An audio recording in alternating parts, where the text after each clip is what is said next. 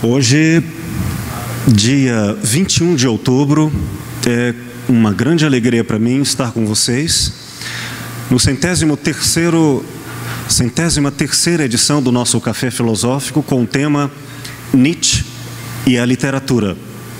Como transformar sua vida em uma obra de arte.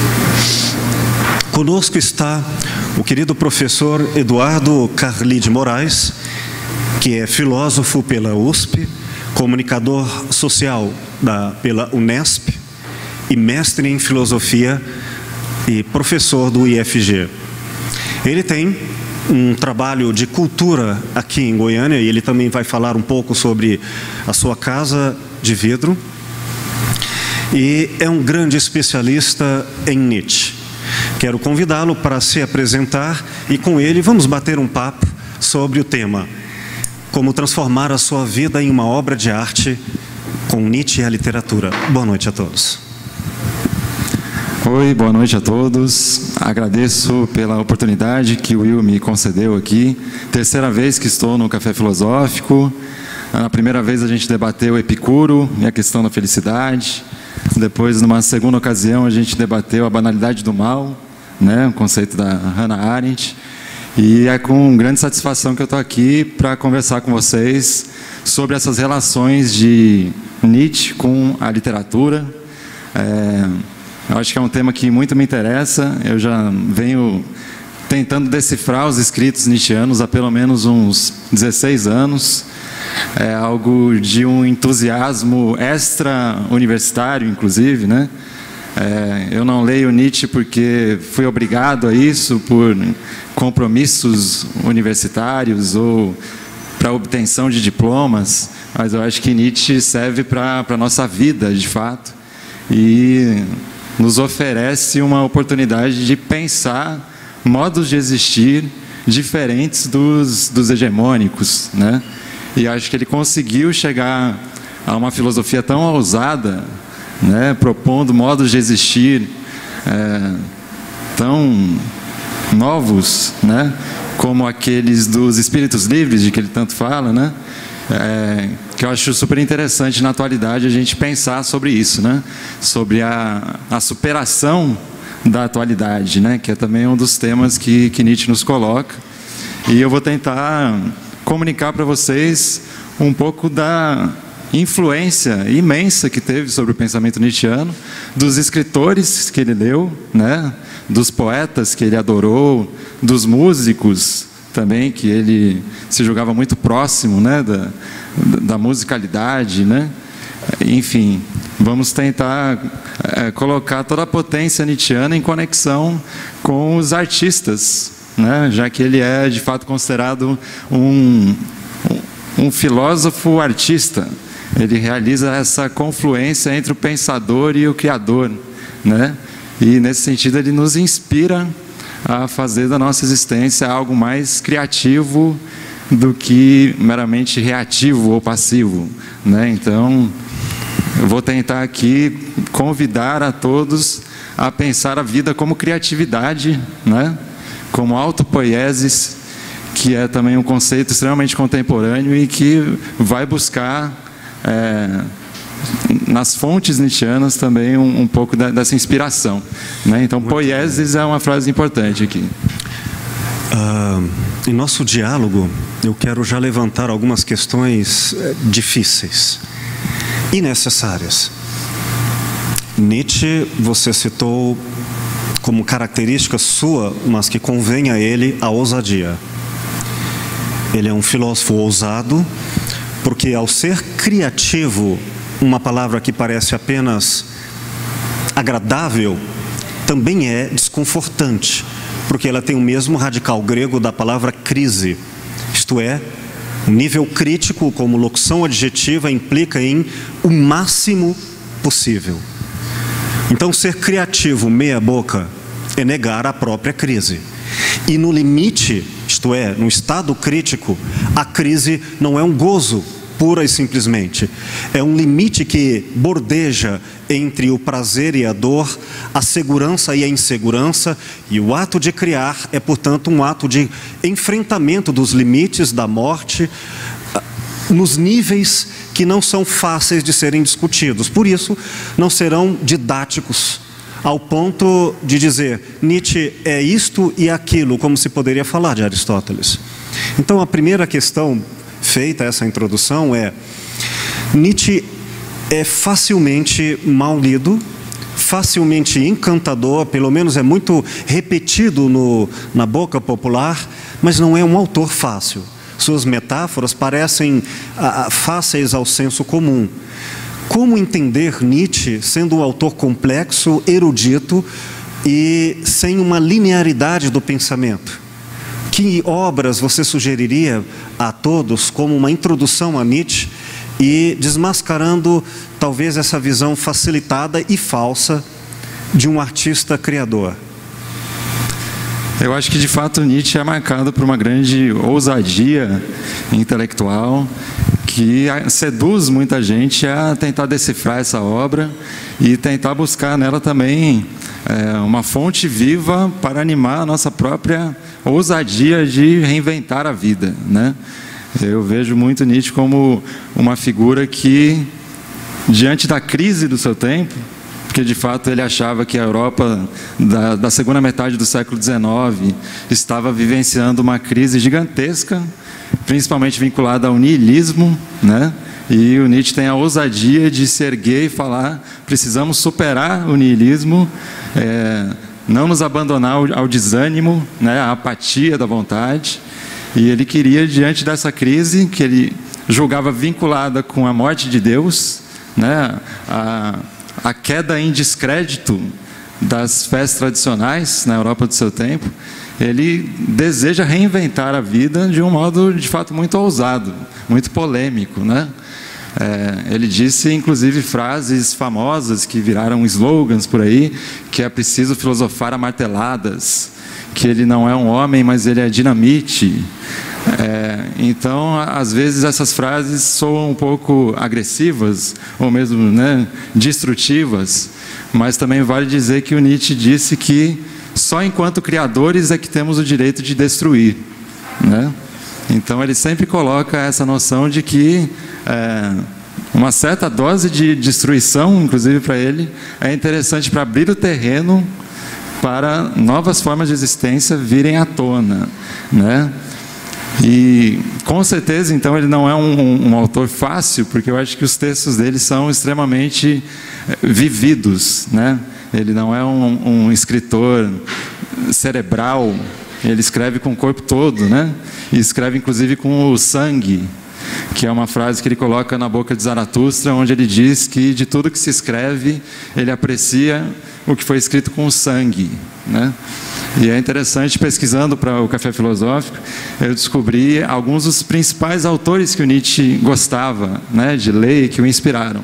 Um dos principais é Dostoiévski, né, um grande autor russo, contemporâneo de Nietzsche ali, que tem inclusive um relato muito interessante que o Nietzsche faz, de quando ele descobriu numa livraria um livro chamado Memórias do Subsolo, né? E aí ele, extremamente comovido e emocionado pela leitura, escreve uma carta para o seu amigo Overbeck, dizendo o seguinte: a voz do sangue se fez ouvir de imediato e minha alegria não teve limites. Então, eu gosto dessa frase de uma carta nietzschiana que indica o amor que ele tinha pela literatura, né? A alegria sem limites que ele vivenciou ao descobrir a obra de Dostoiévski. Depois ele vai dizer que aprendeu mais psicologia com romancistas como Dostoiévski, como Stendhal, como Goethe, do que com qualquer psicólogo, né, da incipiente ciência psicológica que estava nascendo, né? Então acho que um pouco da dificuldade de compreender Nietzsche está na própria complexidade da vida dele, que se expressa nessa obra, né? Foi de fato uma vida repleta de metamorfoses, né? O Nietzsche foi um filho de pastor protestante que se revoltou contra as suas raízes, né? Não é à toa que o Albert Camus coloca Nietzsche como uma das figuras principais aqui do homem revoltado. Então, Nietzsche ficou órfão de pai muito cedo na vida também, e teve um movimento de superar as suas raízes, né? Superar o pai pastor protestante autoritário, que ele achava que tinha ali colocado como fardo, né, alguns valores que ele começou a questionar, né? Então, esse caráter do Nietzsche revoltado, ousado, um pouco destruidor, talvez para algumas pessoas soe um pouco como se estivéssemos entrando em território proibido, né? Sobretudo porque parte desse caráter destrutivo, como bem dito, em razão de uma construção, de uma criação, foi também muito mal dito, mal interpretado, tornando-o, interpretando-o como um apóstolo do futuro nazismo. Algo que o próprio Nietzsche recusaria, né? Como você vê isso? Sobre esse tema das apropriações, né, equívocas de Nietzsche, poderíamos falar de fato muita coisa, né? Ele é um filósofo tão radical que ele consegue ser um pouco apropriado por vários tipos de radicalismo, né? A gente pode pensar em um fascista nietzschiano e um punk nietzschiano, né? São dois extremos que às vezes se apropriam desse pensamento para os seus próprios fins aí, né? Eu acredito que a principal figura que explica a conexão entre Nietzsche e o nazifascismo europeu é a sua família, né? Principalmente sua irmã. Enfim, são situações biográficas que já são conhecidas, de que a irmã de Nietzsche era uma notória antissemita, né? Era casada com um sujeito que criou uma colônia de arianos aqui no Paraguai. E na época de Nietzsche ele recebia uma espécie de correspondência massiva dos antissemitas alemães, né, que já naquela época estavam produzindo esse discurso de ódio e de segregação que o Nietzsche julgava abominável, né? Ele criticou radicalmente todo tipo de antissemitismo. Ele não foi um nacionalista germânico de modo algum, porque ele foi um homem cosmopolita da Europa, né? Ele admirava muito os franceses, os italianos, adorava principalmente a arte mediterrânea, né? Teve várias polêmicas com Wagner, porque apesar de considerar ele um excelente compositor, notou no Wagner o antissemitismo, né? Aquele nacionalismo destrutivo. Então houve de fato uma apropriação indevida por parte do movimento nazista na Alemanha desse pensador, principalmente pelos equívocos em relação ao tal do Übermensch, né? Esse termo que também é apropriado mal, por exemplo, na cultura pop de matriz norte-americana, onde a gente vê às vezes camisetas e canecas onde Nietzsche está vestido como super-homem, né? Também é uma apropriação completamente indevida, não tem nada a ver o Übermensch nietzschiano nem com o super-homem, nem com o ariano nazista, né? Uma tradução, vale citar, que muitos o fizeram com bastante equívoco, termos que foram objetos de pesquisas e doutorados, inclusive, uma diferenciação importantíssima entre o super-homem e o além do homem. O super hipostasia o conceito de humano. Então ele era profundamente, ao máximo, humano. Conquanto o conceito de além do homem nega, transborda e redefine o fenômeno como outro para além do chamado iluminismo, que é o homem da razão. Então é outro ser e não o super do mesmo. Inclusive então, é uma excelente tradução que se faz além do homem, muito mais do que super-homem, né? Tem uma noção de você ir além do que o ser humano está sendo atualmente. É uma filosofia da superação do que está sendo, né? Eu falo está sendo porque o Nietzsche é um filósofo do devir, muito mais do que do ser, né? Ele acredita no Heráclito, né? Que é o grande filósofo pré-socrático, que foi uma das grandes inspirações de Nietzsche, que dizia: tudo flui, não se entra duas vezes no mesmo rio, né? No segundo mergulho você não é mais o mesmo e as águas também não são. Então Nietzsche percebe o cosmos como um constante vir a ser sem começo nem fim, né? E aí o além do homem está nesse processo de superação da atualidade. Aliás, se me permite, a ideia do super, tão apropriada para as artes em gibis, para as histórias em quadrinhos, como a figura do super-herói, com a elevação de todos os poderes mecânicos, isto é, de força e de poder de destruição. Ninguém nunca viu, por exemplo, um super-herói que tivesse o poder de curar, o poder de educar, o poder de amar. É sempre o poder com raios que destroem, que matam, que ferem. É sempre a capacidade de transformar um homem em um cadáver. Quanto mais o tem, ele é super. Ainda que com discursos inversos, os efeitos são deletérios. No entanto, se retirarmos os super-heróis e colocarmos apenas os devidos heróis, e recuperarmos a saga dos épicos da tragédia grega, nós veremos que os antigos heróis morriam. Mas apesar de eles morrerem, o que não morriam eram as cidades e os nomes que representavam as suas lutas. Então, eles tinham não apenas no nome, sobretudo no sobrenome de cada herói antigo, o título da cidade. Então morre o homem para não morrer a humanidade. O sacrifício humano em benefício da imortalidade da sociedade do bem comum.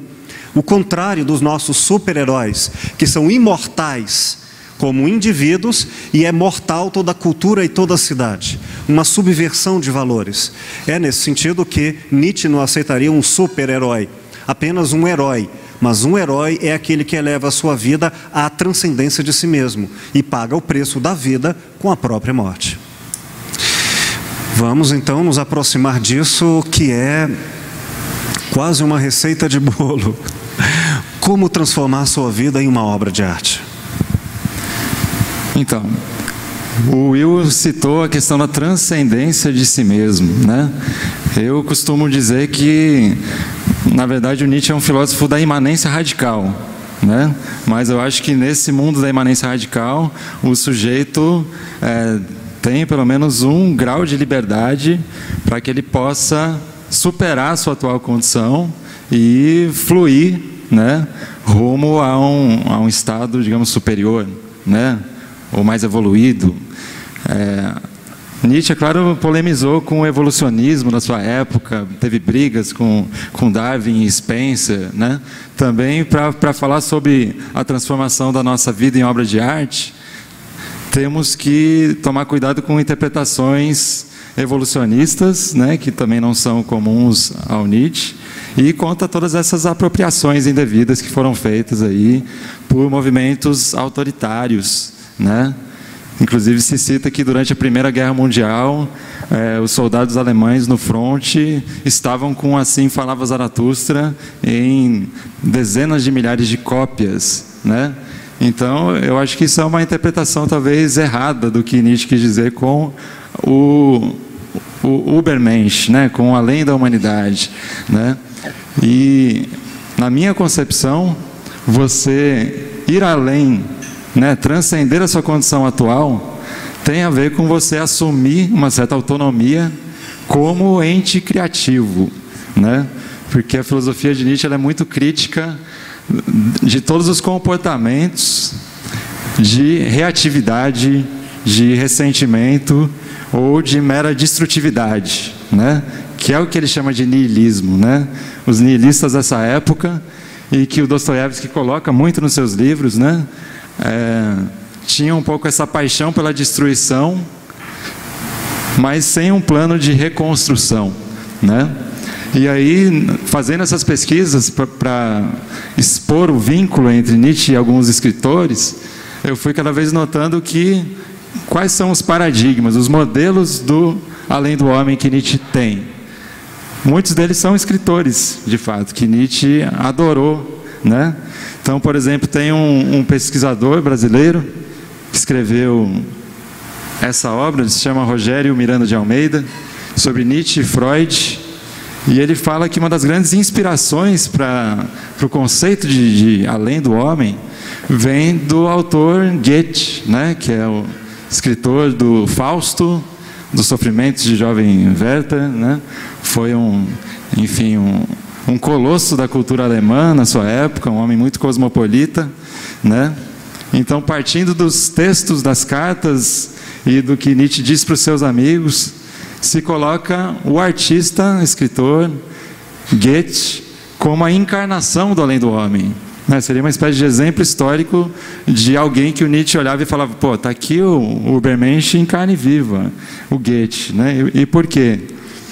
Porque ele conseguiu organizar o caos de suas paixões,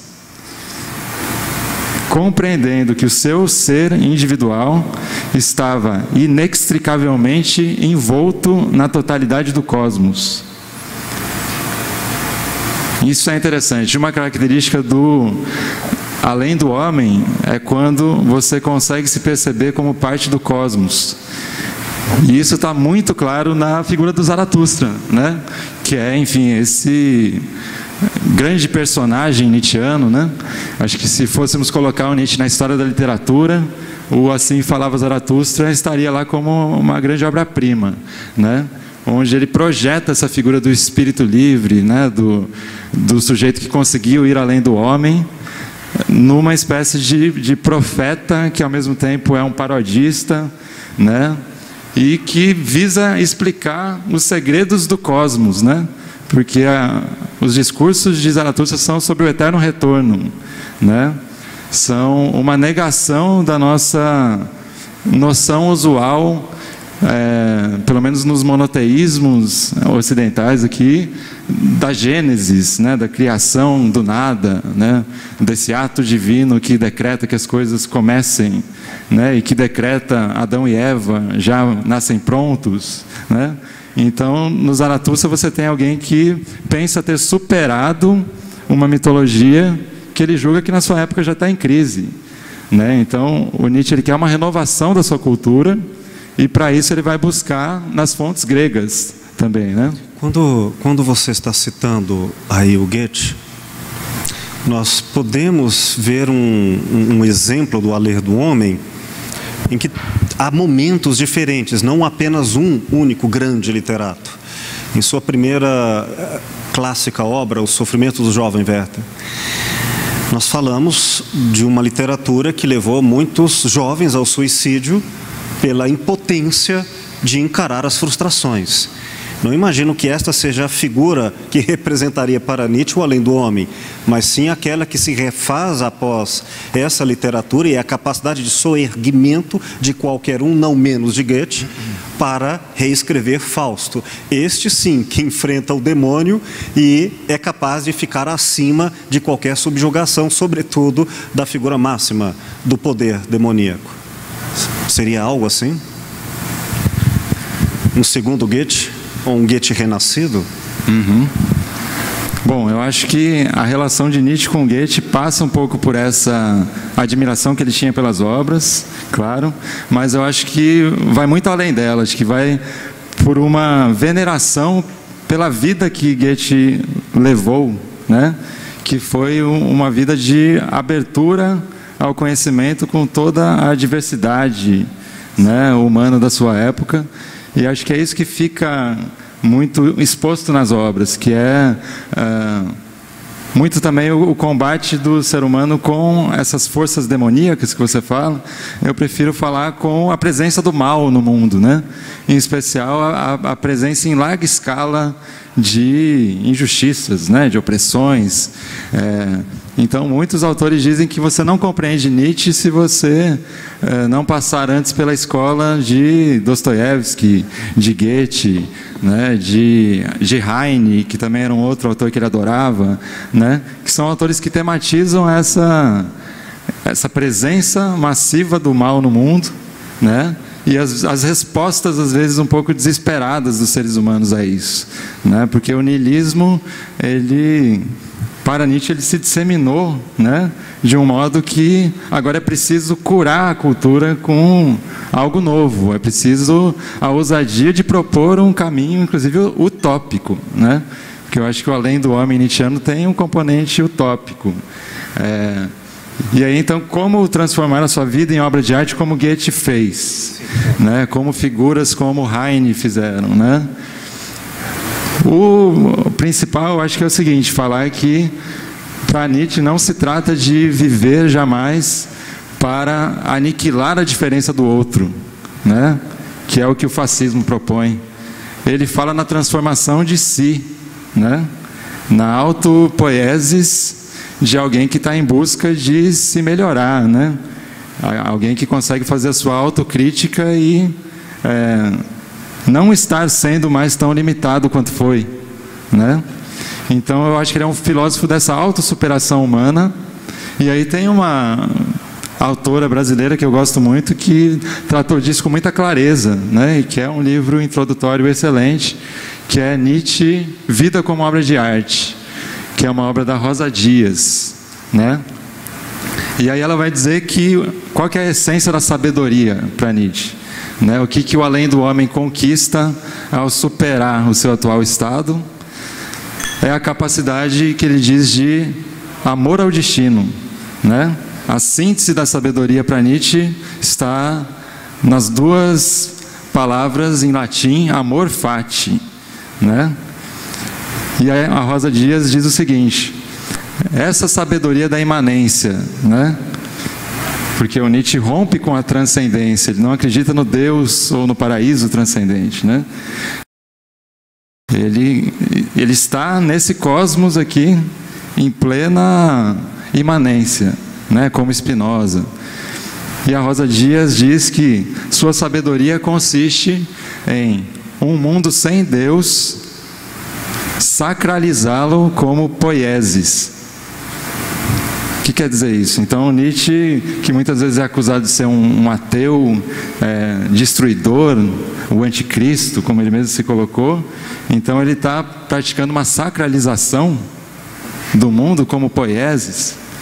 Eu acho muito interessante isso, porque não só nós, indivíduos, podemos nos considerar como obras de arte no processo de se fazer. O próprio cosmos é uma obra de arte no processo de se fazer. E outra coisa interessante é que muitos que gostam de citar Nietzsche para maldizê-lo, não o conhecendo, em Zaratustra, assim falou Zaratustra, quando se diz que Deus, quando é dito que Deus está morto, logo muitos esquecem de continuar a leitura e fazer a citação. Mas eu acreditaria em um Deus que fosse um bailarino. Quer dizer, de que Deus estamos falando? Aquele com o qual não se dança, não se vive, não se goza a pulsão da vida.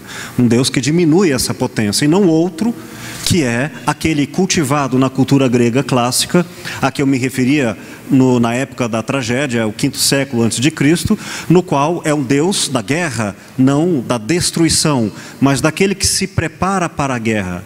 Qual guerra é esta? É a mortalidade. E não vai para a morte como quem vai com medo de perder a vida, mas ciente da fatalidade, do destino, isto é, da mortalidade do homem, só lhe resta viver intensamente. O filme 300 mostra bem isso, como os soldados eram capazes de rir de bom humor no momento que parecia ser o da fuga, o do medo. Mas eles dizem, se vamos todos morrer, a questão é se viveremos na potência que temos como guerreiros. E aí a ideia do bem e do bom tem a ver com a potência de lutar. Nesse sentido, é a encarnação do Deus, né? O Deus bailarino, o Deus da luta, o Deus do engrandecimento, independentemente de uma morte que é natural. Essa é uma frase muito interessante, né? Que o Nietzsche coloca no Zaratustra, que você citou, que ele diz: eu só acreditaria em um Deus que soubesse dançar. Ou seja, só acreditaria em um Deus que fosse artista, né? E isso eu acredito que vem também de Heráclito, né? Que é esse, enfim, o grande pensador pré-socrático que pensou o cosmos como se fosse uma produção artística de uma espécie de criança divina que cria e destrói mundos. E esse processo não começou e esse processo não vai ter fim, né? Essa é a mensagem de Zaratustra, né? Ele fala para a gente pensar o tempo não como uma linha linear com um começo e um fim. Não é a Gênesis aqui, o julgamento final ali e acabou a história. Mas ele pede que a gente pegue essa linha linear e construa com ela um círculo, que é a da serpente que come o próprio rabo, né? O Ouroboros. Então, Nietzsche está propondo uma ousada transvaloração dos valores, como ele diz. E isso tem a ver com a superação do que ele acredita que está em crise na sua época, que é toda a metafísica judaico-cristã e toda a ética que vem conexa a ela. E aí o Nietzsche ele não vai ser o mero anticristo. Porque se vocês forem ler o anticristo, ou et homo, ele não vem como destruidor, que vai deixar tudo em ruínas, né? Ele não vem como vândalo, que quer deixar a barbárie. Não, ele vem como construtor de algo melhor, como um terapeuta da cultura, como ele também se chama. E aí ele vai buscar uma força cultural no mundo dionisíaco, grego, né? Então, vocês podem consultar, por exemplo, a visão dionisíaca de mundo, que é onde Nietzsche defende que precisamos reativar um tipo de sabedoria que os gregos na era trágica tinham, né? E que permitiu que eles criassem na história da arte uma espécie de cume que agora se tornou inatingível, né? Porque de todas as obras de arte da caminhada humana, eu acho que a tragédia grega é aquela que o Nietzsche mais adora, né? E desde a juventude tematizou isso, né? Como Nietzsche era um grande conhecedor da linguagem, é bom recuperar que o quinto século antes de Cristo, de onde vem isso que chamamos de literatura grega, ela surge também na esfera do teatro. E o radical dessa palavra teatro é o mesmo da palavra teoria, porque significa a visão de um espetáculo, no qual não ficamos passivos diante do acontecimento acolá, como telespectadores, como quem vê à distância. Pois o teatro grego da época trágica, ele era vivido por todos os participantes, em uma catarse no qual a experiência da morte não era apenas simbólica, era vivida e dançada e eufórica. É como se imaginássemos, eu faço agora uma alusão a um cinema 4D, e que, somado com alguns alicérgicos, em que viver aquele teatro era sair de lá diante da experiência viva da morte. Mas porque não morrendo, ao sair de lá, fica ciente aqueles que diriam, se eu pudesse viver novamente, eu não mais desperdiçaria para o banal. Então, depois de um teatro trágico, a vivência da morte encarnada, a dança que era feita naqueles momentos de experiências orgásticas, inclusive, cheias de catarse, realmente saíam de lá como quem houvesse renascido após uma morte, não simbólica, mas encarnada. E isso muito se fazia, inclusive, na época grega antiga, à maneira de rituais que eram feitos aos deuses de fecundação. Eis aí Dionísio, por exemplo. É nesse sentido que o teatro não é o que a gente poderia equivocadamente interpretar nesta fala, como transformar a sua vida em uma obra de arte em um discurso ou uma visibilidade vaidosa do espetáculo moderno, como que fosse um eu, e diante dos aplausos, diante dos benefícios e gozos da adoração. É exatamente o oposto, é exatamente a negação desse individualismo que se crê a base e a premissa de que o outro é subserviente e apenas um ser que me aplaude. Não é um selfie. É nesse sentido que arte é uma experiência trágica. Como transformar a nossa vida em uma obra de arte? Arte trágica. Essa comparação é muito interessante entre o teatro hoje, né, em que nós vamos a um lugar, pagamos um ingresso, ficamos sentados numa poltrona e estamos diante de um espetáculo, com o que era o teatro trágico grego, que era realmente um ritual sagrado, né? Eles não tinham nem essa noção de um teatro laico, digamos assim. O teatro era um templo a céu aberto, onde as pessoas celebravam a divindade Dioniso, né? E por que é tão forte essa experiência estética para o Nietzsche? Porque ela de fato transforma vidas, né? É um tipo de arte que não te permite ficar na passividade do espectador, né? Porque ela te chacoalha, ela te lança na cara as verdades mais amargas da existência, né? as mortes cruéis e injustas, né, que estão... Porém com beleza. Porém com beleza. Isso é a conciliação de Apolo e Dioniso. Exato. De que ele fala tanto, né? E que, inclusive, para transformarmos a vida em uma obra de arte, seria bom conciliar Apolo e Dioniso, né?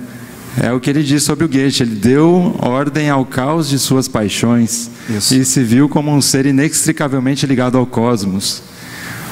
A experiência dionisíaca e trágica era justamente de superar o individualismo, como você disse.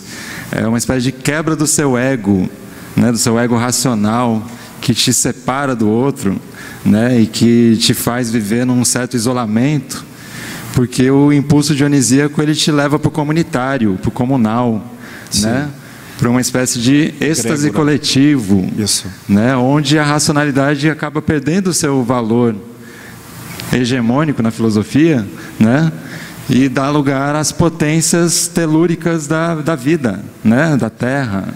Brincando de novo com as palavras, é bom relembrar que o sentido de estética, que hoje para nós tem um caráter de objeto e não de sujeito, ou seja, de coisa e não de vivência, no grego antigo a estesis é a corporeidade elevada à alta sensibilidade. Ser estético hoje é o mesmo quase sinônimo de vaidoso, mas ser o estético grego antigo era ser um guerreiro. Mas eu ainda quero saber como eu e a Ana Maria Braga, como eu vou transformar a minha vida em uma obra de arte. Agora eu já sei, por princípio, que não é minha apropriadamente como objeto vida, mas algo como nossa, entre nós. Mas como? Eu acho que uma boa resposta para isso está no próprio Zaratustra, né?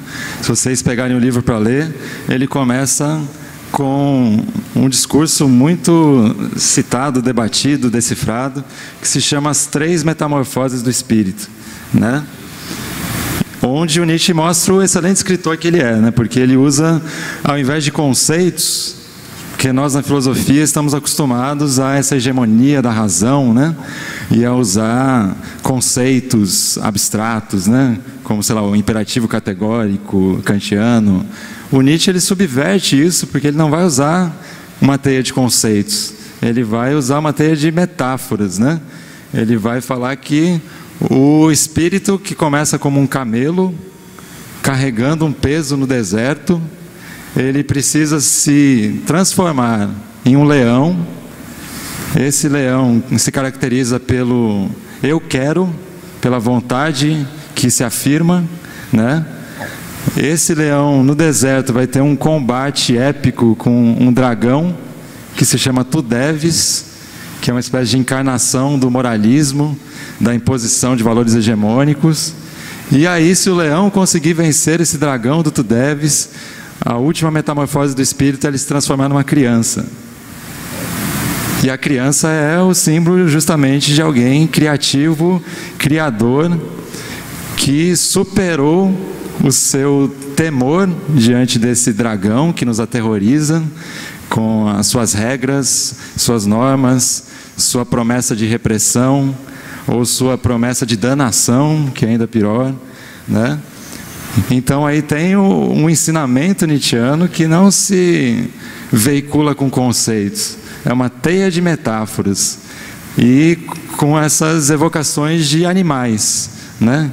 Então, como é que você é um camelo inicialmente, você carrega dolorosamente um fardo que alguém colocou aqui nas suas costas, como é que você consegue transcender essa posição passiva, ressentida, de quem só carrega o que o outro te impôs, e você se torna aquele que afirma o próprio desejo, que é o leão, que destrói tábuas de valores que já estão um pouco caducas, né?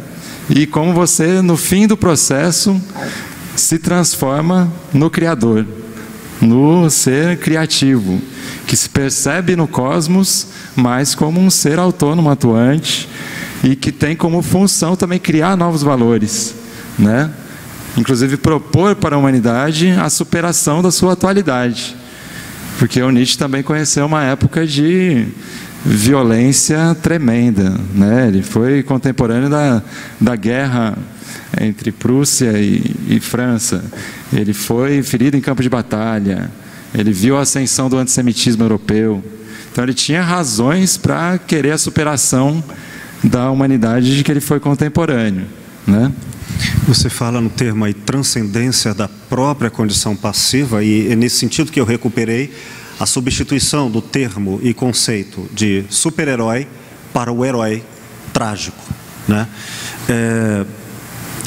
Vale a pena engajar nesse discurso uma referência à obra de Paul Ricoeur, chamado A Metáfora Viva, em que ele recupera, ou talvez atualiza, ou esclarece a função da metáfora.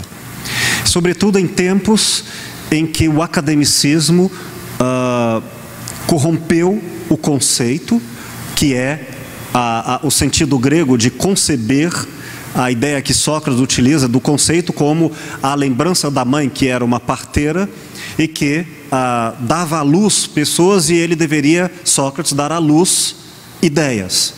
E apesar das diferenças entre Nietzsche e Sócrates, a ideia do conceito, da concepção, exige um ato que o precede, um ato que o atravessa. E é esse movimento que é existencial, existire, de dentro para fora, colocar para fora, foi abandonado nas academias, tornando em grande parte, e até na época de Nietzsche, o que fez não apenas ele, como depois Freud, como também Marx, três pórticos do mundo moderno, transcendendo o mundo antigo para isso que chamaremos de mundo contemporâneo, negar uma espécie de visão academicista, chegando até dizer, cada um deles à sua maneira, que não poderiam ser filósofos, porque esta palavra já não reproduzia o seu sentido original, que era conceber, e para conceber era preciso dar vida, e não poderia ser feito de outra forma senão existindo. Ou seja, algo que até hoje nós vimos, e nós que somos professores, somos ainda amaldiçoados pela academia, porquanto muitas vezes temos que fazer, ou somos pelo menos compelidos a fazer, citações de citações com referências bibliográficas, mas sem uma banca que nos trabalhe a possibilidade da vivência. E quando Nietzsche recupera o conceito como concepção, como o engendramento da vida que se nasce como criança, aí nós teremos que colocar, muitos serão filósofos, entre eles os que especialmente são capazes de criar metáforas, daí, sobretudo, Nietzsche a literatura, porque muitos filósofos serão filósofos porque literatos, porque capazes de usar uma linguagem tão rica de concepção, que é aquela que não fecha, não delimita o sentido da palavra, porque ele coloca o sentido para além da palavra, nas margens do mito, porque mito é fala. Então, se nós imaginarmos um texto que, apesar de escrito, transcende a escrita, ele é imagem, ele é áudio, ele é vivido, nós teremos uma história. Um texto cujo conceito se reproduz em história, só pode ser compreendido se vivida, se reproduzida, se contada, e nesse sentido, engajada. E é por isso que a autêntica filosofia, à maneira de Nietzsche, mas não apenas, deve ser por uma linguagem que bordeja o limite do próprio discurso. É como usar um discurso que diz o que há de se dizer e abre uma esfera permanente para o que não pode ser dito, porque tem que ser ouvido e correpetido. Isto é, a metáfora coloca o autor do texto como parte apenas da história e o leitor ou o ouvinte como coautor. Toda a literatura do mundo antigo, podemos até recuperar os evangelhos, os textos orientais, e por isso Nietzsche recuperando o mundo clássico, é para mostrar que uma ideia construída em metáfora, ela bordeja os limites do dito, e no não dito, ou na possibilidade de ser relido 1000 anos depois, ela ainda permanece uma história viva. Daí que, e eu não penso de outra forma, uma autêntica filosofia precisa ser uma autêntica literatura. E não será fácil dizer até que ponto uma e outra se distinguem, quando ambas criam conceitos. Isto é, aquele salto intuitivo que, desacomodado do seu pensamento original, após ler um texto, sabe que não sabe. E é preciso reler, e nunca a releitura de uma metáfora repete a ideia. Passado alguns anos, relendo a metáfora, ela nos evoca ou invoca a novas ideias. Então, a metáfora é o parto do conceito permanente. O eterno retorno, quem sabe. Eu acho que o fascínio de Nietzsche tem muito a ver com isso, né? Que ele é tão poético, ele cria uma rede de metáforas tão rica, que de fato você pode passar a vida lendo Nietzsche, pode ler 5, 6 vezes o Zaratustra e novos sentidos vêm à tona, né? Então, nesse sentido, o leitor, de fato, ele é uma espécie de co-criador. Mas eu acho que vai além disso, porque eu acho que o Nietzsche ele quer causar um efeito na nossa existência, que é nos convidar a recriar as nossas formas de viver, né? Então, nesse sentido, ele vai conectar na filosofia as áreas da ética e da estética, né? Ele vai impactar imensamente, inclusive a posteridade, assim, no século XX e XXI, na filosofia, com essa noção de uma estética da existência, né?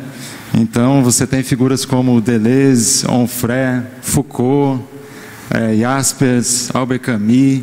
Você tem uma série de autores que se inspiram em Nietzsche para pensar essa recriação da existência, onde você supera a sua passividade e você se torna, enfim, um ente criador. Como fazer isso na prática? Acho que isso também envolve uma certa ousadia que o Nietzsche sempre colocou, que é você ter coragem de sair da manada, né?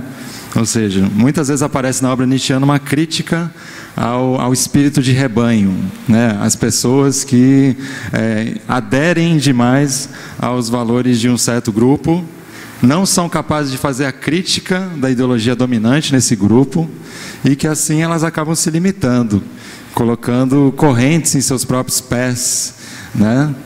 E aí tem uma frase que eu gosto muito, que é: quem não se movimenta não sente as correntes que o prendem. Rosa Luxemburgo.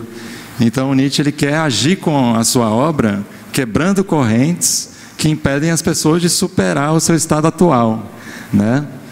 E por isso a obra é tão polêmica, porque ele vai acusar os sujeitos de serem muito servis, muito acomodados diante de valores e práticas que estão em crise, estão em decadência, né? Que já mostraram que, enfim, não é o nosso caminho histórico.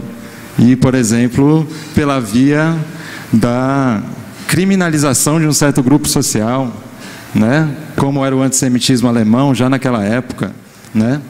Então, o Nietzsche jamais está falando da aniquilação do outro, jamais é uma figura de intolerância com a alteridade. Ele está propondo que cada um se perceba como criador de si, né? Inclusive, eu acho outra frase interessante do Jung, na psicologia, onde ele diz que todos nós nascemos originais e depois morremos cópias.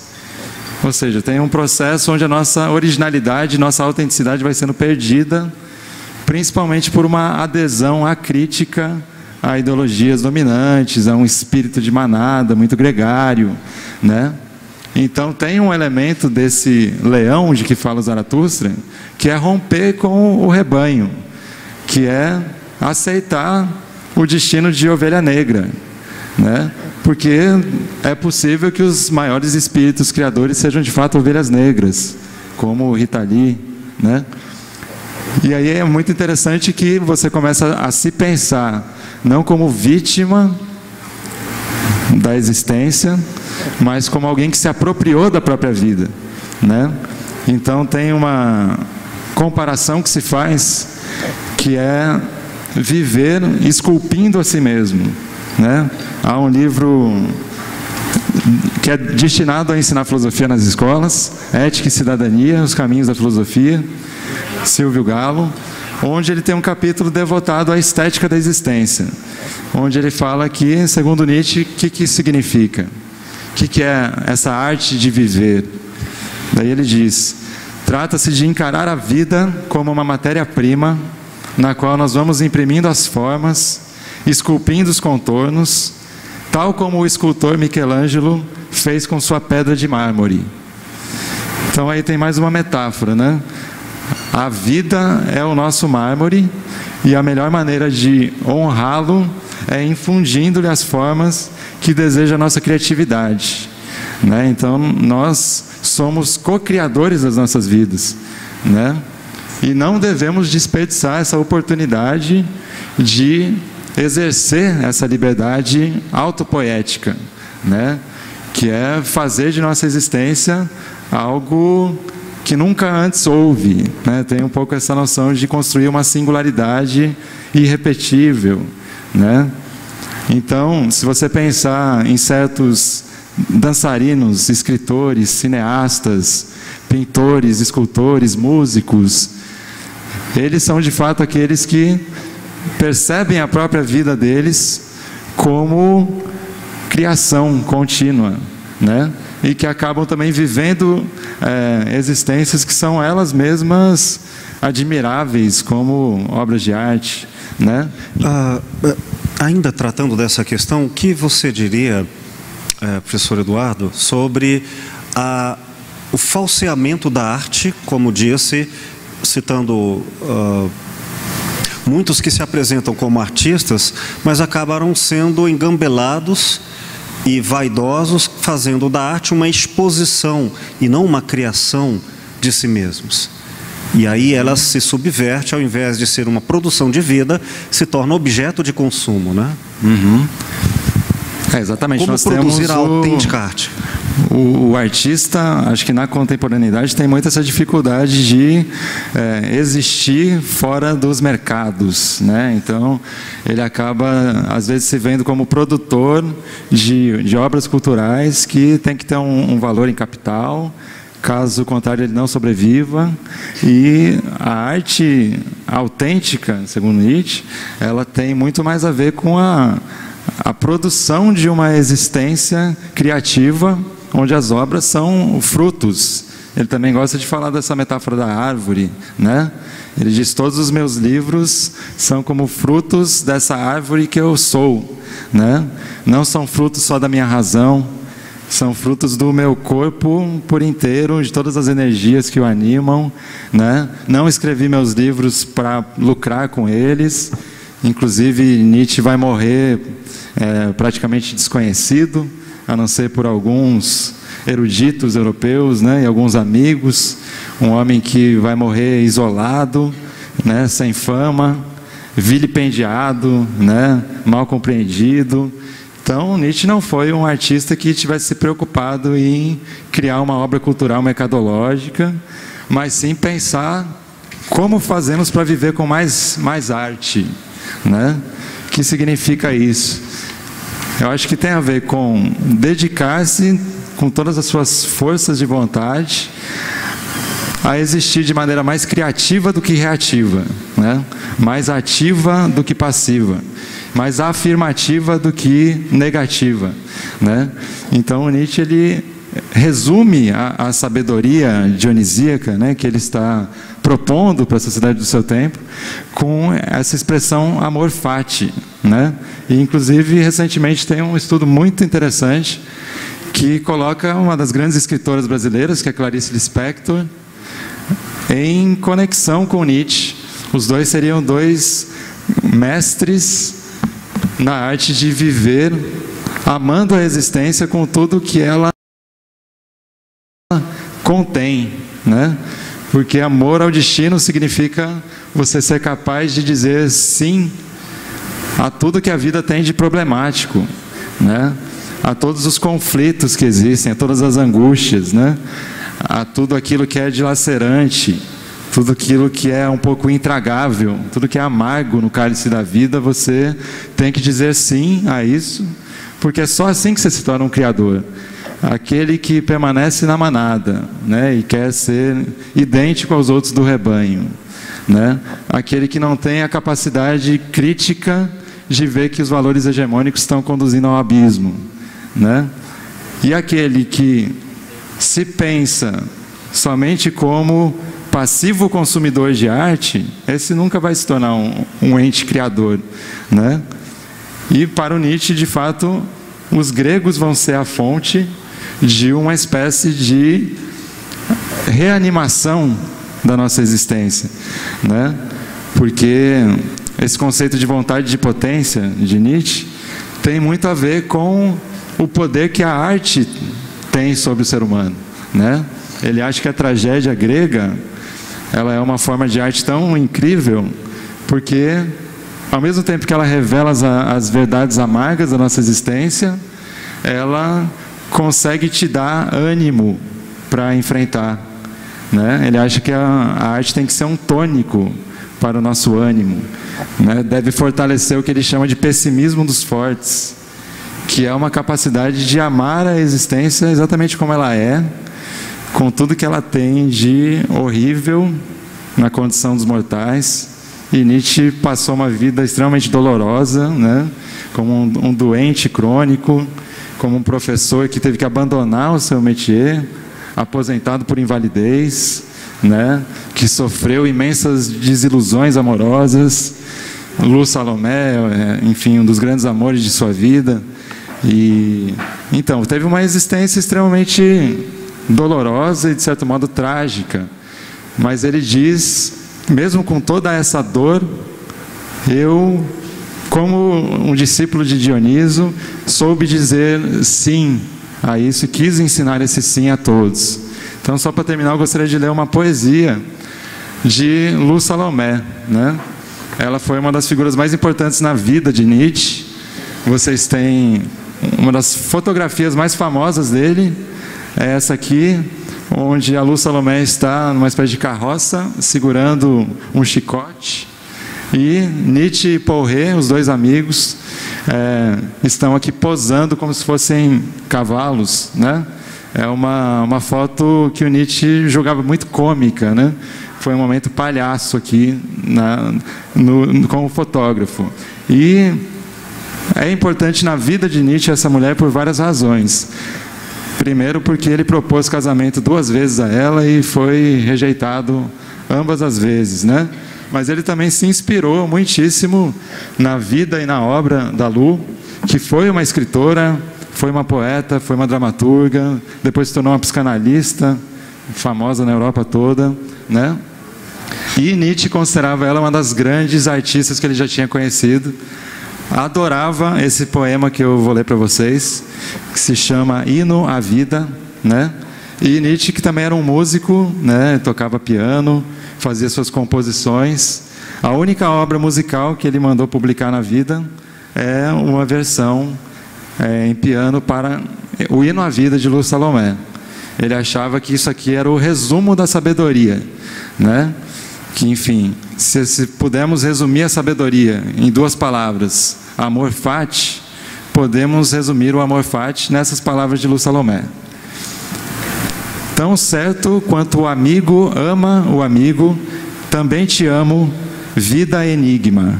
Mesmo que em ti eu tenha exultado ou chorado, mesmo que me tenhas dado prazer ou dor, eu te amo junto com teus pesares.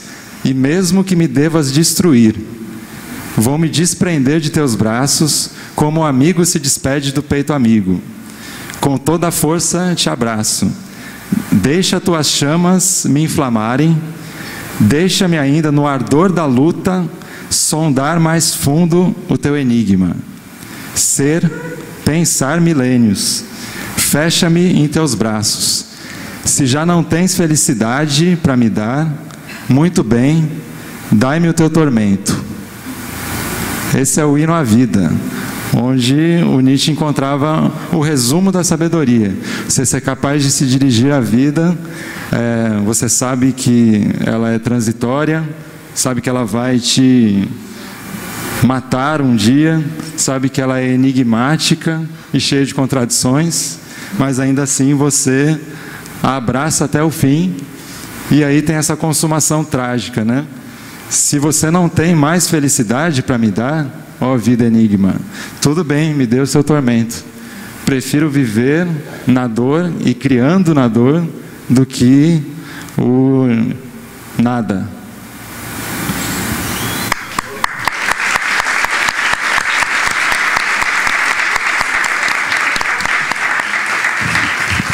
Se me arrogo dizer, há uma versão brasileira de Vinícius de Moraes, Soneto da Fidelidade à Vida. Muito obrigado, querido. Obrigado. Nós, neste momento, concluiremos a primeira parte e a segunda é a mais magnífica. Todos conversaremos juntos com o microfone aberto. Até lá. Daqui 10 minutinhos a gente volta. Obrigado. Muito bem, queridos, retomando do nosso intervalo, para início, neste momento de debate, de diálogo, de enriquecimento de uma alteridade de discussões, com a pretensão de o nosso café filosófico construir uma esfera pública, construindo com as nossas diferenças pessoas melhores, eu queria apenas fazer, em gentileza, ao nosso convidado, querido professor Eduardo Carli, especialista em Nietzsche, os títulos das obras que ele trouxe para que vocês tenham como pesquisa, como referência. Vale a pena. Primeiro, o livro O Vermelho e o Negro, de Stendhal, Biblioteca Áurea. Friedrich Nietzsche, Assim Falou Zaratustra, Companhia das Letras, de Cláudio Dias G., Clarice Lispector e Friedrich Nietzsche, Um Caso de Amor Fati, de Rogério Miranda de Almeida, Nietzsche e Freud, Eterno Retorno e Compulsão à Repetição, Fyodor Dostoiévski, Memórias do Subsolo, Albert Camus, O Homem Revoltado, o Marcelo Alves, Camus, Entre o Sim e o Não a Nietzsche, de Rosa Dias, Nietzsche, Vida como Obra de Arte, de Maria Cristina e Franco Ferraz, Maria Cristina Franco Ferraz, Nietzsche, O Bufão dos Deuses, de Rosana Soares, Nietzsche e a Linguagem, Lu Andrea Salomé e Dorian Astor, Lu Andrea Salomé, Friedrich Nietzsche, À travers ses œuvres, Friedrich Nietzsche, A Visão Dionisíaca do Mundo, Prosa Política e Filosófica de Heinrich Heine, de Silvio Galo, Ética e Cidadania, Caminhos da Filosofia, de Clément Rosset, A Alegria, a Força Maior, Maria Cristina Franco Ferraz, 9 variações sobre temas nietzschianos, de Daniel Bensed e Michael Lowin, Centelhas, de Friedrich Nietzsche, A Gaia Ciência. Beleza. Muito bem. Vamos então agora convidar os colegas a estarem aqui junto ao nosso microfone para suas questões, a fim de que a gente possa debatê-las. Por favor.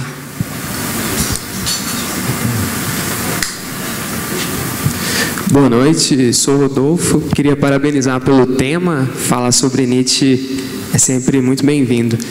Primeira coisa que eu queria dizer, não é uma pergunta, é mais um comentário, que eu gosto muito dessa noção que eu entendi como uma espécie de uma aceitação da realidade, daquilo que vem, mas ao mesmo tempo é uma aceitação sem conformação, é uma aceitação que supõe uma criatividade, uma não conformação com uma realidade, que eu acho que o poema expressou bem.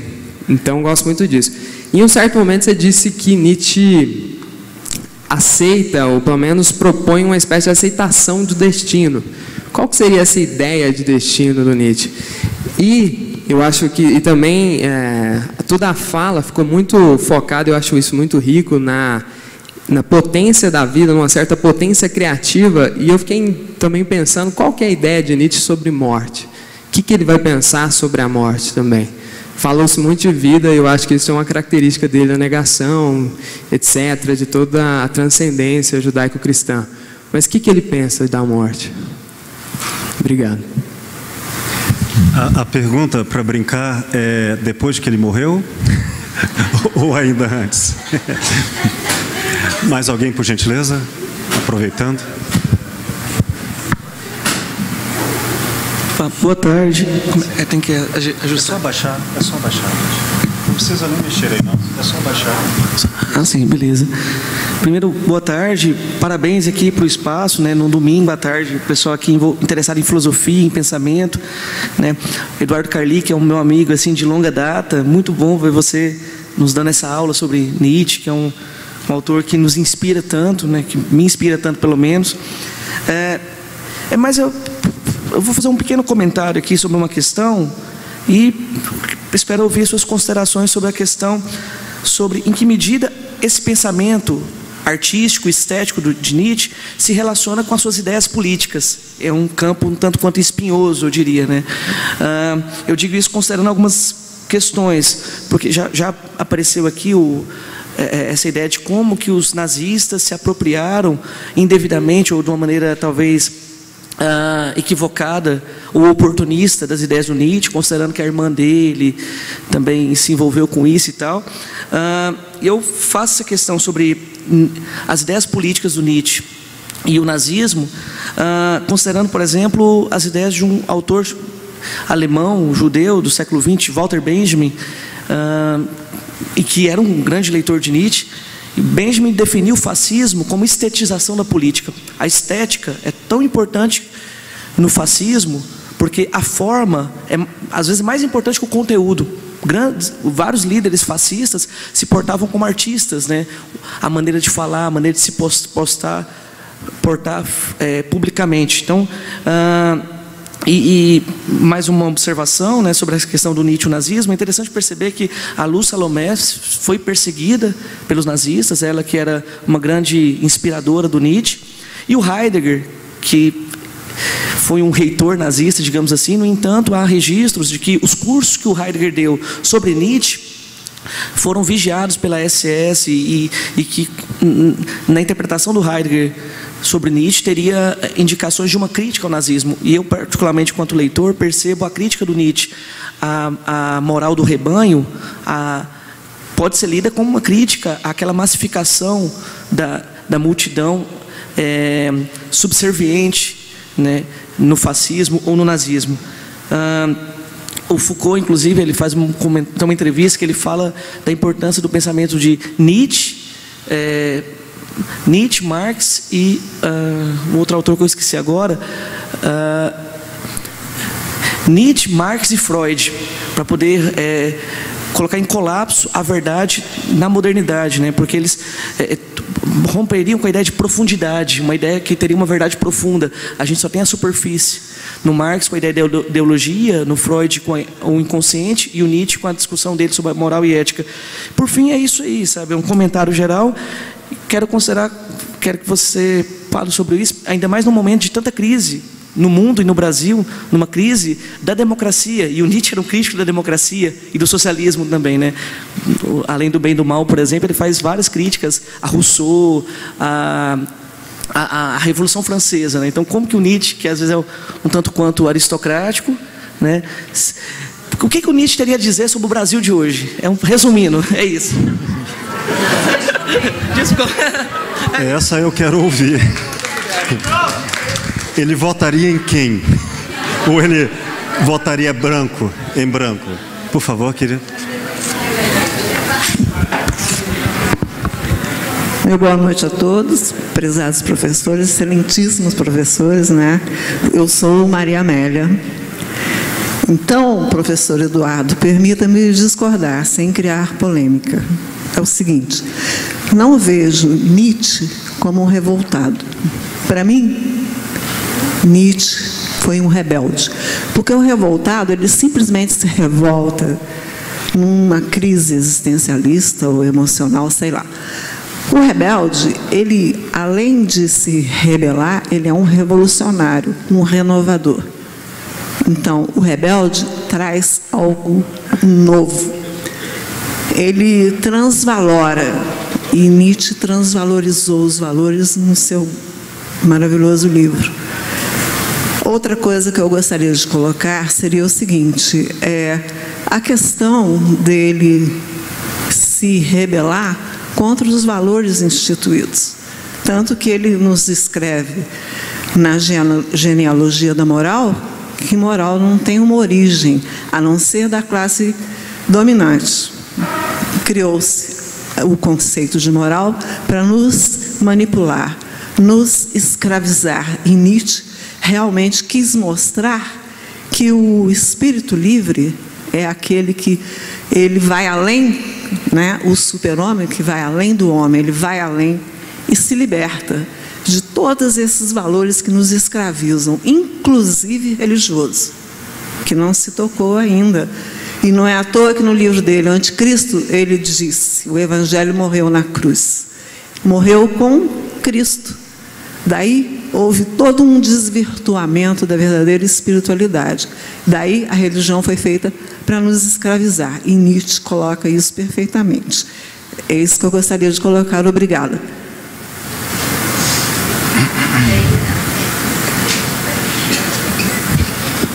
Olá, boa noite. Parabéns novamente, Will Goya e Eduardo. Como sempre, um tema fascinante, e sobretudo quando traz esse personagem Nietzsche, né? A gente se entusiasma com essa figura. E eu gostaria só de salientar aqui uma experiência que eu tive num diálogo com um poeta conhecido. E lá pelas tantas na conversa nós chegamos em Nietzsche. E um impasse entre o poeta e o filósofo. Aí eu lembro que ele cerrou o senho, esse dito poeta cerrou o senho e falou assim: olha, eu prefiro pensá-lo como poeta, porque a filosofia dele é muito perigosa. Então, pautado nesse aspecto, eu queria retomar o tema desse encontro, que é como transformar a vida numa obra de arte. Já foi dito aqui, eu queria só retomar: Nietzsche, além, né, do filósofo que é, fascinante que é, o personagem que é para nós todos, ele teve uma formação em filologia, é um filólogo, né, e de fato exercitou a poesia, o poema, de fato poeta, né, e de fato músico, compositor, amigo de músicos, de fato preocupado com o exercício da arte. O próprio Zaratustra é tido como um poema, ou até para alguns como uma sinfonia, um poema sinfônico. Então, faço a seguinte indagação para a mesa, que vai desdobrar em 3 pelo menos. Para a manifestação artística, ou para a manifestação do poeta, enfim, é necessária uma técnica. Onde reside esse elemento técnica em Nietzsche, já que ele se torna um ambíguo entre filósofo e poeta. Ele é antinômico nesse sentido. Ele está na tradição dos poetas alemães, Novalis, por exemplo, o próprio Goethe, que ele foi mencionado aqui. A intenção de realizar a sua obra passa pelo fragmento, ou pelas ideias tão fortemente condensadas, às vezes numa sentença, às vezes numa frase, às vezes num pensamento em 4 linhas, que hoje virou tão moda, né? Se você digita frases, né? Parece que Nietzsche se preocupou bastante com isso. Aí residiria a técnica de Nietzsche para se expressar, conhecedor da língua alemã como ele era, a ideia do aforismo, né? O segundo aspecto diz respeito a: é possível fruir a poesia de Nietzsche, ou Nietzsche poeta, desconsiderando a sua filosofia? Seria possível identificar com Nietzsche poeta, ou Nietzsche artista, já que o tema nos traz transformar a vida, como transformar a nossa vida em poesia. É possível destituir ou separar a filosofia de Nietzsche, do poeta Nietzsche, para fruí-la. E, finalmente, a questão que foi colocada agora há pouco, a questão envolvendo os valores, Nietzsche também tocou muito proximamente o aspecto axiológico, tá?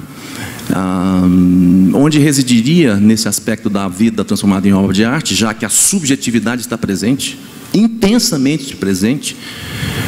Um aspecto antinômico em Nietzsche é justamente a aceitação da vida em toda a sua intensidade e na indissolubilidade de prazer e dor, admitindo em todos os aspectos. E aí a polarização entre apolíneo e dionisíaco. É possível detectar nessa arte, nessa vida transformada em arte, o elemento da ética, já que a ética seria o equilíbrio, a conduta aceita como tal, e a obra de arte é justamente aquilo que promove a transcendência, ou transgredir, promove a expansão. Então, a última pergunta diz respeito a isso. O valor estético sobrepõe ao valor ético, ou isso dialoga intensamente como todas as outras antinomias nietzschianas? Obrigado. Seu nome para registro, querido? Meu nome é Felipe. Obrigado pela atenção. Obrigado, Felipe. Sim, por favor. E depois desta sua fala, nós vamos tentar dissertar sobre elas, aí reabriremos um espaço para novas colocações pelo tempo. Meu nome é Marcos Machado, serei bem lacônico pelo adiantar da hora. Os questionamentos mais com provocações. Nietzsche, então, pelo que foi falado na mesa, seria um profeta do caos. E nesse sentido, então, até que ponto nós podemos, então, legitimar a obra dele para a nossa vida, artisticamente falando, transformando, então, como obra de arte, do ponto de vista que ele, então, como o filósofo do martelo, que ele desconstrói tudo, então, porque ele atira em Kant, em todos os filósofos, e não foi falado aqui, mas também eu achei interessante, citar, que foi a questão de Schopenhauer, que ele fala muito bem de Schopenhauer, e Schopenhauer também tem, por exemplo, metafísica do amor e outras coisas mais. E do ponto de vista, então, daquela questão como sair da manada, então, em que ponto, então, nós podemos trazer isso para a nossa vida, de sair, desconstruir isso, essa desconstrução, né? Como é que nós podemos, então, desconstruir aquilo que Nietzsche quer que se desconstrua, porque ele, então, como neto e filho de pastor, ele tinha aquela formação muito religiosa de forma grande, e quando que Nietzsche, então, ele consegue sair, então, sair do camelo, desconstruir a parte de ser aquele leão, lutar contra o dragão e se tornar criança. Quando que ele, então, consegue trazer aquela metáfora que parece que é um caos para a vida dele, porque quando leio Nietzsche, parece que eu noto justamente o que o Eugoia falou, que é justamente a tragédia. Parece que a vida dele se adentra dentro da própria obra, como se fosse uma vida trágica, e como que ele querendo se libertar disso, e a gente sente uma angústia muito grande ao ler ele. Então, como que nós poderíamos, então, jogar isso para fora e absorver isso de forma que, literalmente, nós consigamos sair dessa angústia que é a existência? Eu estou com dó de você, meu amigo. Isso dá algumas teses de doutorado e, claro, algumas vidas a mais do que essa em tempo e profundidade. Realmente muito desafiador, né? Eu estou com pena de mim mesmo também. Vou tentar fazer aqui um comentário, talvez, às provocações, né? O Rodolfo trouxe à tona a questão da aceitação do destino, né? O amor fati, que de fato não tem a ver com conformismo, né? Você ter a atitude do amor fati não significa você simplesmente se conformar ao que está dado, ao que está instituído. Muito pelo contrário, porque o amor fati implica uma atitude criativa, transformadora, inclusive, né? Então, se você diz sim ao destino como um todo, você diz sim também às forças ativas, criativas, emancipatórias que existem nesse jogo de contradições que são as sociedades e que são nossas vidas, né? E aí o tema da morte conectado com a aceitação do destino. De fato, eu acho que a sabedoria do amor fati tem a ver com conseguirmos aceitar que a condição humana nos impõe que somos todos mortais e que isso não é só um problema para o indivíduo que um dia não estará mais presente, né? Mas isso coloca todo um problema ontológico e ético, né? Que é como vamos lidar com a morte dos outros, com os afetos que surgem em nós ao pensamento de que todos que nós conhecemos um dia vão morrer, assim como nós mesmos, né? E na vida de Nietzsche está muito presente esse tema desde muito cedo, né? Porque a morte do pai, o pastor protestante, com uma doença cerebral, né, assombrou a vida de Nietzsche por toda a sua vida, né? E então o fantasma do pai que morreu na infância, né, transformou o Nietzsche numa espécie de órfão com tendências ao isolamento, com tendências a essa rebeldia, né, contra os valores instituídos que a Maria Amélia mencionou, né? Então, de fato, não é um filósofo que pregue a aceitação dos valores instituídos ou das ideologias hegemônicas.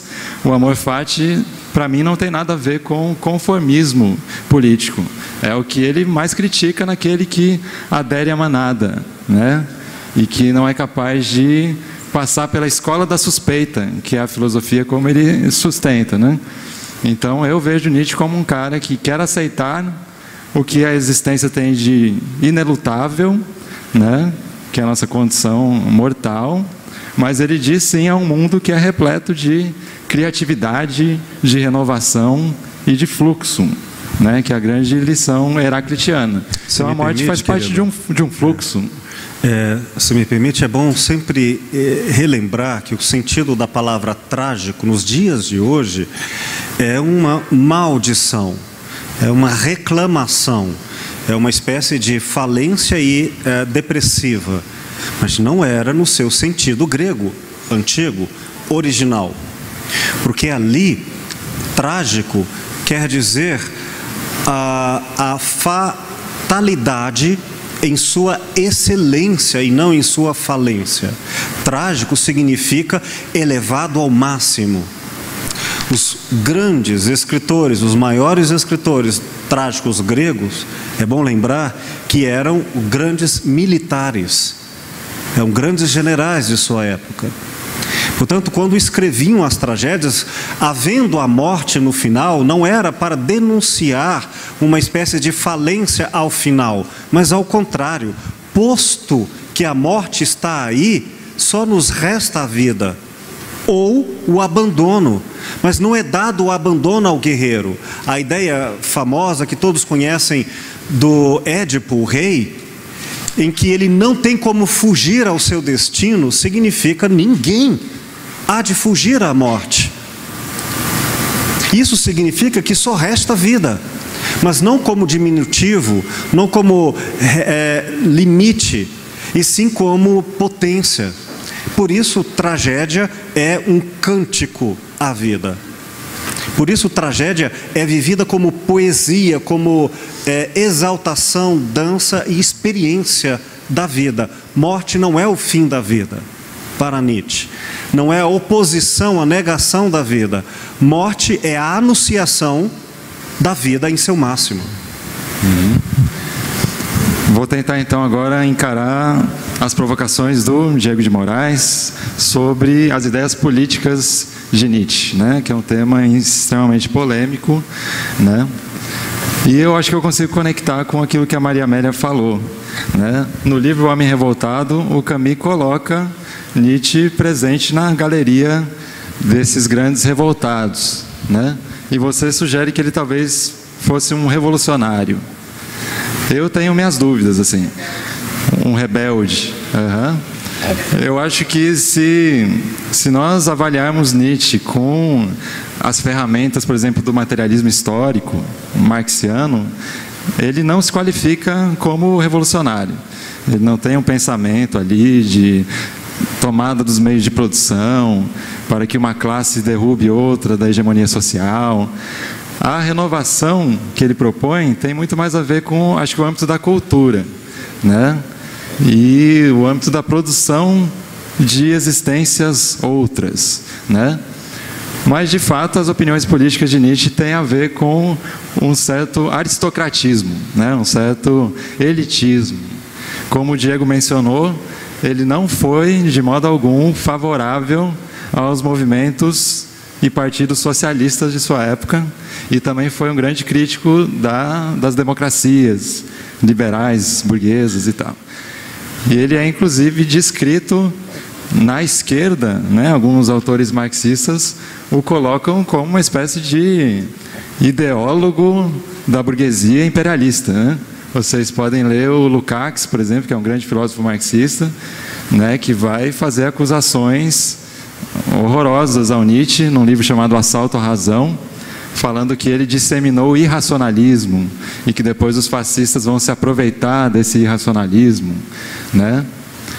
Então, de fato, é um tema muito espinhoso, essa apropriação que os nazifascistas fizeram de Nietzsche, e isso que o Diego mencionou, que é a estetização da política, né? Tem um dos grandes filmes já feitos sobre a ascensão do Terceiro Reich, né? É a Arquitetura da Destruição, onde mostra toda a conexão ali de grandes dirigentes do partido nazista com um projeto estético também, né? Que envolveu, inclusive, a invasão de vários países da Europa com o roubo de obras de arte que estavam nos museus por aí, né? Os museus de Atenas, os museus de Paris foram invadidos pelos nazistas, que roubaram essas obras de arte para estarem lá na sede do Reich, né?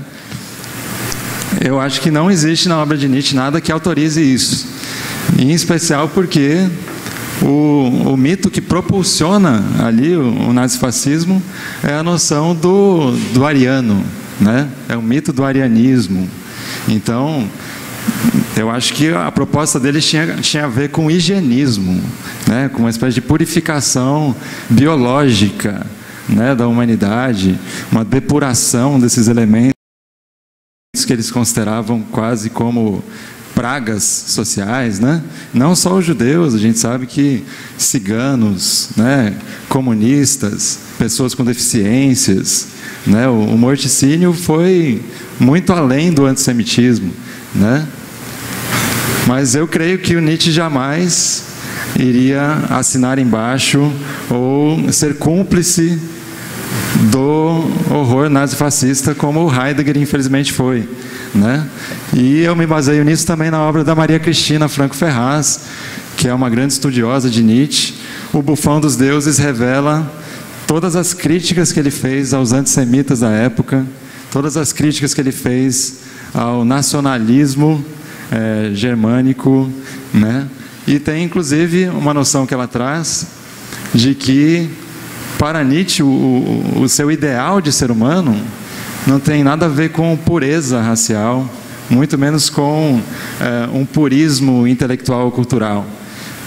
Tem sim uma noção que ela chama aqui de homem mistura, né? Ou seja, um grande artista, como Goethe foi, ele é capaz de se abrir às influências de várias culturas, ao invés de ficar preso na sua paróquia, né? Nietzsche era um espírito nômade, né? Ele viveu a vida atravessando a Itália, né? A França. Era um sujeito que gostava de conviver com a diversidade, né? De aprender com culturas muito diversas, né? Então, claro que existe a possibilidade de apropriação indevida de Nietzsche pelo nazismo, isso aconteceu, a própria família de Nietzsche está envolvida nisso, né? Mas eu acredito que existe também uma potência muito libertária no pensamento do Nietzsche, e que se manifesta, por exemplo, nos anos 60, né? Se vocês pegarem o ano de 68, onde 50 anos atrás, no mundo inteiro, grandes manifestações estudantis e trabalhistas, né? No Brasil, inclusive, movimento estudantil nas ruas, fortemente, Passeata dos 100 Mil, na França, o Maio de 68, e um dos filósofos da época que era mentor dessa juventude rebelada em insurreição era o Marcuse, né, que tinha a obra Eros e Civilização. E eu acho que o Nietzsche tem muito a ver com Eros e Civilização, no sentido de que o Marcuse estava denunciando o que ele chama de sociedade unidimensional, uma sociedade industrial que quer nos limitar à condição de ou de consumidores ou de trabalhadores alienados, né? E que impõe uma repressão excessiva aos nossos impulsos naturais, libidinais, dionisíacos, né? Então eu acho que o Marcuse foi muito nietzschiano, no sentido de propor que a gente deve transcender o que hoje é conhecido como necropolítica, que é a política da morte, né? A política do sacrifício, a política da repressão, do silenciamento, que é a política do fascismo, política que impõe um modelo hegemônico que todos devem se adequar a ele, fazer parte dessa manada, senão vão ser exterminados. Deixa eu ver, você já está falando do Brasil? Creio que sim. Então eu acho que o Nietzsche ele abre para nós a possibilidade de uma apropriação libertária. E eu acho que isso está sendo feito por Deleuze, por Foucault, por Marcuse, por Michel Onfray, né? Ele possibilita pensar uma sociedade que consiga libertar o indivíduo de certas correntes desnecessárias, que são, por exemplo, impostas por regimes autoritários, que com um ideal de pureza, né? Ou seja, a família tradicional brasileira é isso aqui, né? Esse modelo da heteronormatividade compulsória está aqui. Quem não se filiar a isso, quem não for manada desse rebanho, prepare-se, porque a militarização vem aí para extirpar os ativismos, né? Então, acho que realmente é muito grave aquilo que a gente está vivendo hoje, em termos de promessas de violência, né? Uma das grandes pensadoras do Brasil, eu acredito que é a Eliane Brum, ela vem falando que a extrema-direita brasileira são profissionais da violência, né? Eles propõem saídas profundamente destrutivas de qualquer laço social minimamente civilizado, né? Então a gente está diante da eclosão da barbárie total, né? Se me permite, qualquer extrema, né? Direita ou esquerda, nos extremos nós não temos nem a ética nem a estética da elevação ao seu máximo, e sim ao reducionismo. Parece sinônimo o tornar o mínimo potencializado, que é o extremismo, uma parte que subsume a totalidade, e ele se torna a confusão entre o todo pelo tudo, quando algo se torna tudo com a morte do todo. Seja esquerda ou direita, penso que Nietzsche não concordaria com nenhum reducionismo de qualquer parte de uma balança, que não uma diversidade autoritária. Creio que é um bom conceito, né? A diversidade autoritária significa, enfim, aquilo que a Hannah Arendt dizia, que a condição humana ela é necessariamente plural, né? E eu acho que um regime político minimamente ético precisa respeitar a diversidade humana, ao invés de querer que essa diversidade toda seja reduzida, né, a uma espécie de homogeneidade, né, porque o sistema totalitário ele quer o ente social homogêneo, né?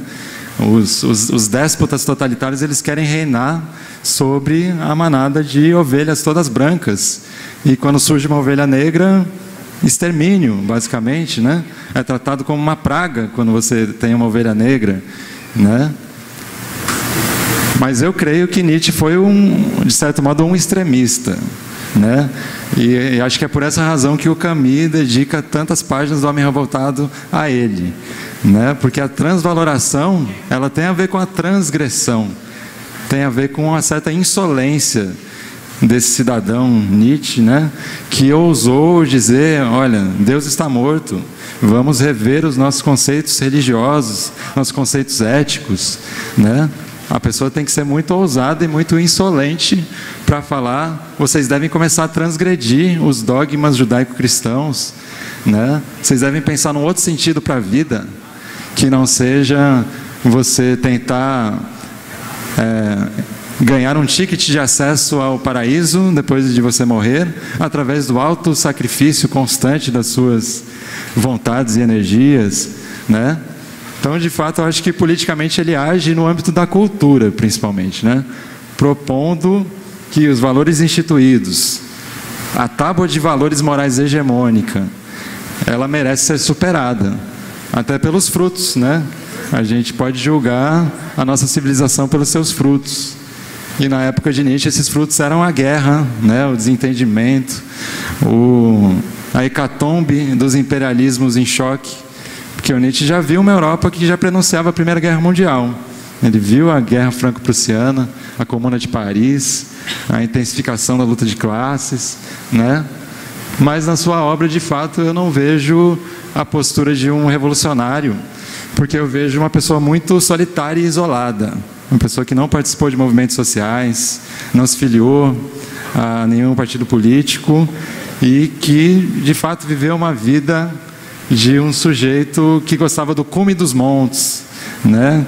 De certo modo até bem ascético, apesar de ter criticado os valores judaico-cristãos, ele foi em larga medida um asceta, não viveu assim realmente um processo de solidarização com os oprimidos. Isso não existe no Nietzsche, né? Tentando, a propósito do que você já vem dissertando, conciliar a fala do querido Marcos Machado com essa ideia da filosofia e da poesia, de que maneira a ideia do profeta do caos, para não ser compreendida como da destruição absoluta, do extermínio, se concilia com o filósofo e o poeta da arte, da criação.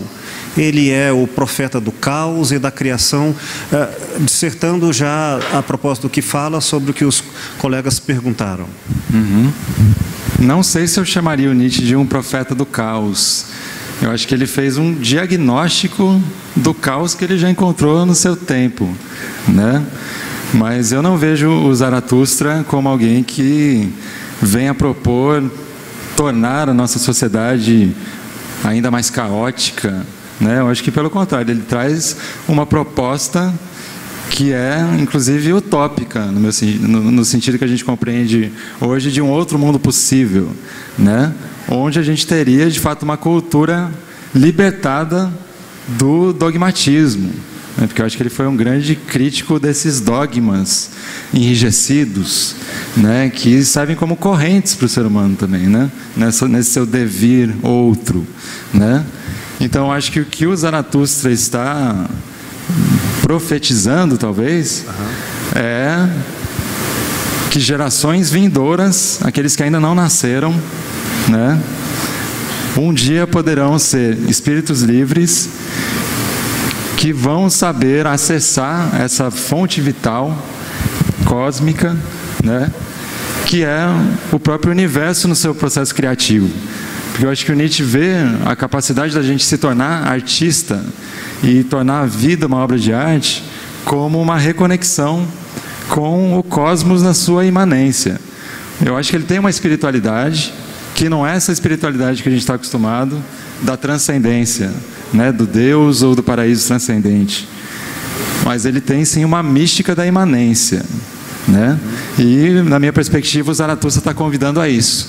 Quando ele fala do eterno retorno, ele está convidando a gente a olhar o cosmos, né? Pensar o tempo, pensar a eternidade e, de certo modo, mergulhar nessa experiência. Você ser um ente em fluxo, inextricavelmente conectado a um cosmos em fluxo e dizendo sim a esse processo e criando em meio à dor de perceber esse processo. Isso teria a ver, para retomar a questão que foi levantada, qual é a técnica da arte de Nietzsche, da filosofia de Nietzsche, onde a ética superaria talvez o valor estético, teria algo a ver com a proposta heideggeriana de que a técnica deve ser entendida não mais como o mundo moderno, da operação do mundo como objeto para o sujeito onipotente, e sim a técnica grega, que quer dizer arte, no qual o artesão, ele atua na realidade, à semelhança de um sapateiro, que ele tem o conhecimento, ele vai até a realidade, a transforma, mas ele também deixa vir a realidade, e não é apenas o onipresente, numa relação entre ir e deixar vir, entre fabricar o conhecimento e deixar vir a verdade como revelação e como construção. Nesse sentido, como você vê a técnica e a relação entre a filosofia e a poesia em Nietzsche? Beleza, estão dialogando contigo e com o que o Felipe Valois traz, né? A questão da técnica em Nietzsche pode ser, acho que, abordada de vários aspectos. Primeiro, Nietzsche como escritor, eu acho que ele é certamente alguém que domina de modo assim, como um virtuose, as técnicas da escrita, né? Do uso da linguagem. Ele não se expressou somente em aforismos, claro que é a forma principal, mas também em poesias, né? Em dissertações um pouco mais acadêmicas, como na genealogia, né? E ele, claro, se interessou pela técnica artística, social, né? Que produz, por exemplo, a cena dramática entre os gregos, o que produz a ópera wagneriana, que é a arte total, né? Todas essas manifestações artísticas exigem, claro, um domínio de técnicas de expressão, né? E acho que Nietzsche foi um grande mestre nisso. Até hoje ele é estudado por pessoas que, na linguística, por exemplo, analisam a complexidade, né, da técnica de escrita de Nietzsche, né? A Rosana Soares é uma delas, aqui no Brasil, mas também temos a Viviane Mosé, a Maria Cristina Franco Ferraz, que realmente colocam Nietzsche como um dos grandes escritores de todos os tempos, como alguém que domina essa técnica de expressividade, né? Agora, num outro aspecto da questão, pensando ali no domínio técnico da sociedade, né? Eu diria que, mais uma vez, lembrando de Marcuse, né? O Marcuse diz que na sociedade industrial, que produz em massa o homem unidimensional, você tem o reinado de uma espécie de logocentrismo, ou seja, é a razão acima de tudo, né? E é uma razão que se torna instrumental, uma razão controladora, né? Uma razão que vai ser denunciada por Adorno e Horkheimer, por exemplo, né? Pelos teóricos da indústria cultural. E eu acho que o Nietzsche nos dá as ferramentas para romper com esse logocentrismo, com essa idolatria da razão, né? Porque ele vai dizer que nós precisamos afirmar, através do amor fati, não só o ser humano como ente racional. Nós somos seres emocionais, seres volitivos, né? Seres que têm, enfim, uma infinidade de impulsos contraditórios que estão em conflito dentro de si mesmo. E esse logocentrismo nos impede de viver autenticamente toda essa dimensão da experiência humana, né? Nesse sentido, ele é sim perigoso. Acho que é um filósofo perigoso, no sentido de romper com aquilo que é a base da dominação atual, né? Esse domínio técnico-científico, ele vem ser transgredido por uma visão dionisíaca da vida, assim, né? A professora e escritora Maria Amélia tem uma consideração, eu vou pedir para ser rápida, objetiva, e assim, depois o nosso querido professor Eduardo Carli vai terminar suas considerações das questões feitas. Por favor. Professor, não é um questionamento nem uma pergunta, é apenas um esclarecimento. A questão seguinte, do conceito de revolucionário meu, difere do seu, por isso que está havendo essa interpretação errada dentro do que eu coloquei. Então, eu gostaria de corrigir isso. Eu não olho Nietzsche como um revolucionário político, isso é muito pequeno para a cabeça dele. Ele era um homem imenso de cabeça, né? Então, quando eu coloco que ele foi um revolucionário, na minha visão é óbvio, porque eu o vejo como um renovador, um filósofo que trouxe para nós algo muito renovador, no sentido de valores, neste sentido, não um revolucionário político, um revoltado com a vida. Revoltado, eu acho que diminui ele muito, então é assim que eu vejo. E a outra coisa que eu gostaria de dizer, não sei se, creio que eu já até me esqueci, mas enfim, eu gostaria de esclarecer essa questão de revolucionário. Ele renovou, eu acho, e assim, eu acho que ficaria mais adequado para ele o conceito de como Platão iniciou a filosofia dentro da perplexidade. Ele foi uma pessoa perplexa com o que ele viu. Para mim foi isso. Obrigada. Grato, querida. Beleza. Então, eu vou tentar sintetizar aqui, eu acho que um pouco da mensagem que eu tentei passar, né? Essa coisa de transformar a vida em uma obra de arte, que é uma espécie de união que o Nietzsche estabelece aí entre esses domínios da ética e da estética, né? E eu acho que nós estamos falando, no fundo, de uma questão filosófica interessantíssima e que diz respeito a todos nós, que é o sentido da vida, né? Nós pegamos várias frases de Nietzsche onde ele se questiona sobre essa questão da justificação da existência, né? E na Origem da Tragédia vocês vão ler a afirmação de que a existência só pode ser justificada como um fenômeno estético. São frases de um certo radicalismo também, né?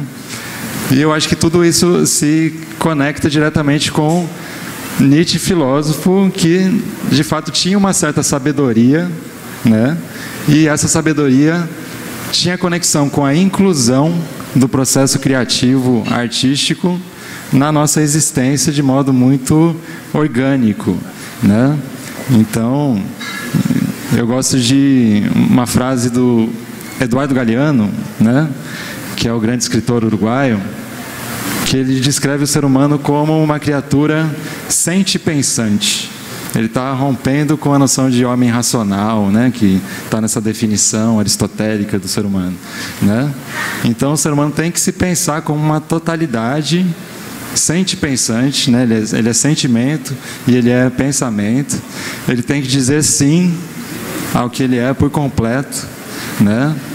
Na história da filosofia nós temos uma corrente idealista que atravessa a história e que inclui, por exemplo, Platão e Parmênides, né?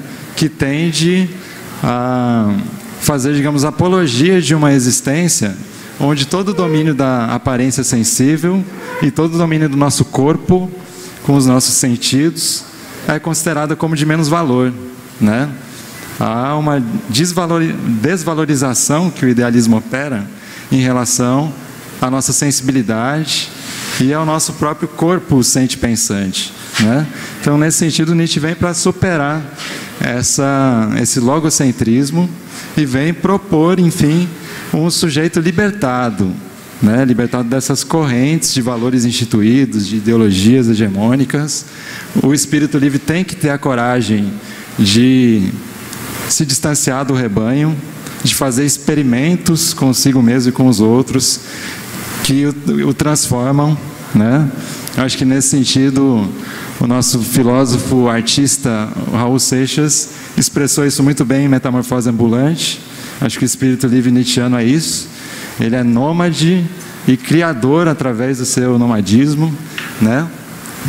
E acho que ele nos convida a pensar que a nossa existência será justificada se a gente pensar que a vida é uma arte, né? Que ela é uma espécie de árvore que vai dar os seus frutos, né? E que a nossa própria vida, a nossa própria biografia também é uma espécie de obra, né? É a produção dessa poiesis cósmica que está em ação, né? E aí, para terminar, eu vou ler um trechinho da Rosa Dias, nesse livro que tem tudo a ver com o tema do Café Filosófico, Vida como Obra de Arte. Ela vai dizer que o Nietzsche propõe que viver é uma arte. Ele se inspira numa fórmula de Píndaro, que era um poeta grego, tornar-se o que se é, né? E você então deve se assumir numa espécie de vitalício devir autopoético. Quer dizer que através de toda a sua vida você tem que se assumir como criador e inventor de si e de suas obras. Então diz a Rosa Dias, Nietzsche vai nos exortar a esculpir a existência como uma obra de arte. A vida deve ser pensada, querida e desejada, tal como um artista deseja e cria sua obra, ao empregar toda a sua energia para produzir um objeto único. Então, de certo modo, você sabe que triunfou ao viver a sua vida quando a obra de arte que resulta dela, né, como seu fruto, é único, inimitável e irrepetível. E nesse sentido, acho que Nietzsche triunfou porque jamais existiu um cidadão idêntico a ele, né? Muito pelo contrário, ele dá a impressão de ser uma figura única, singular, né? E que deixa um convite para a libertação e para a criatividade que está ativo entre nós até hoje. Não é à toa que estamos aqui no século XXI ainda debatendo alguém que morreu em 1900, né? Mas cujos ecos continuam aqui disseminados entre nós, nos inspirando, né? Então acho que não existe prova melhor do que significa a vida como obra de arte do que Nietzsche ter dado tantos frutos, né, que transcendem a morte desse indivíduo e que estão entre nós e estarão ainda. Ave Nietzsche. Grato a todos. Muito obrigado, querido. Obrigado.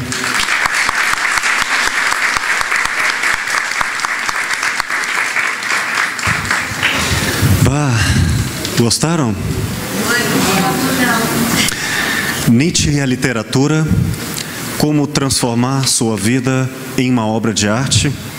103º Café Filosófico, hoje 21 de outubro, com o querido, grande professor Eduardo Carli de Moraes. E a todos, muito obrigado e boa noite. Boa noite, obrigado. Valeu, obrigado.